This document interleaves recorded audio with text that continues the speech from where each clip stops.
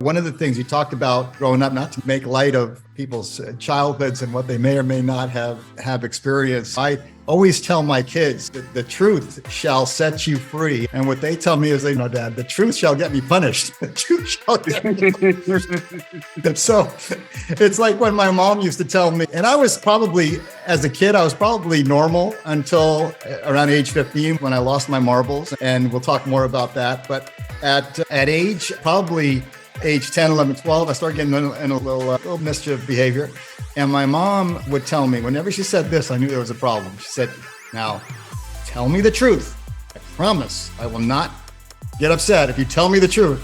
And I'm like, nah, I'm not going to fall for that one, right? And my mom and I joke about that to this day. But it's absolutely the case. The truth shall set you free. The Bible, the Old Testament, the New Testament, the Quran, the 𝐄𝐦𝐚𝐢𝐥, the all of the Confucius, all of the ancient philosophies and spiritual teachings, they all point to the truth. And if you can own up to what's actually happened, a couple things happen, Josh. Maybe you can comment on this. A couple things happen.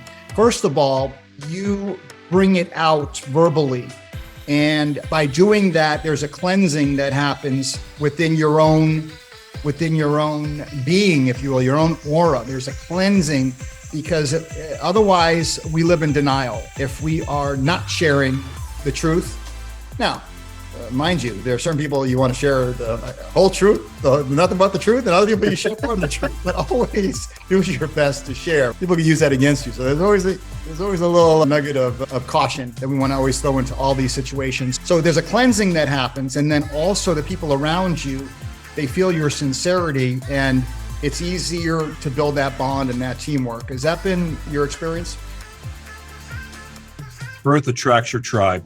I don't know who I heard say it or if I made it up, but it is true.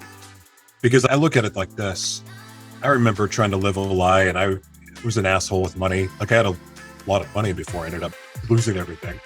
It was just built on deception and greed and lies. And even my friendships I wanted the people around me to enable me, because I was still which we talk about in The Devil Inside Me book and film, is I struggled with a chemsex addiction for almost 20 years. And I needed the people around me to help me keep that lie going. So I was the one I was buying the drug.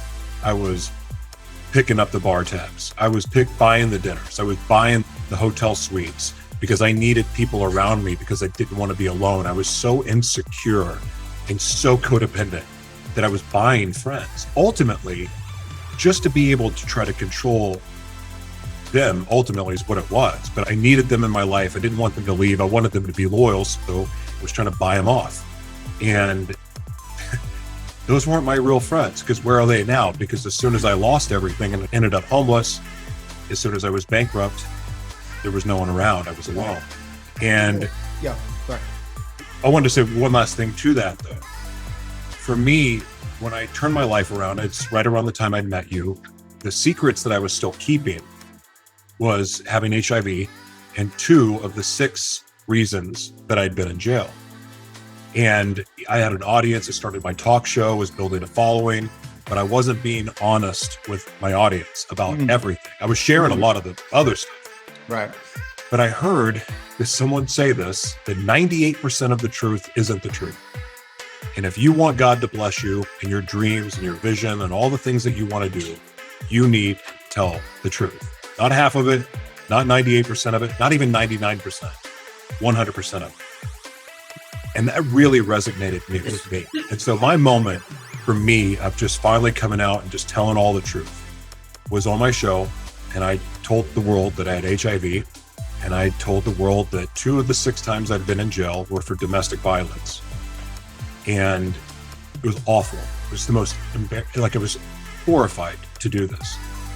Because all my fears were, no one's going to like you anymore. People are going to leave you. No one's going to trust you. No one's going to blow up. And you know what happened? Yeah, I had a lot of people quit following me.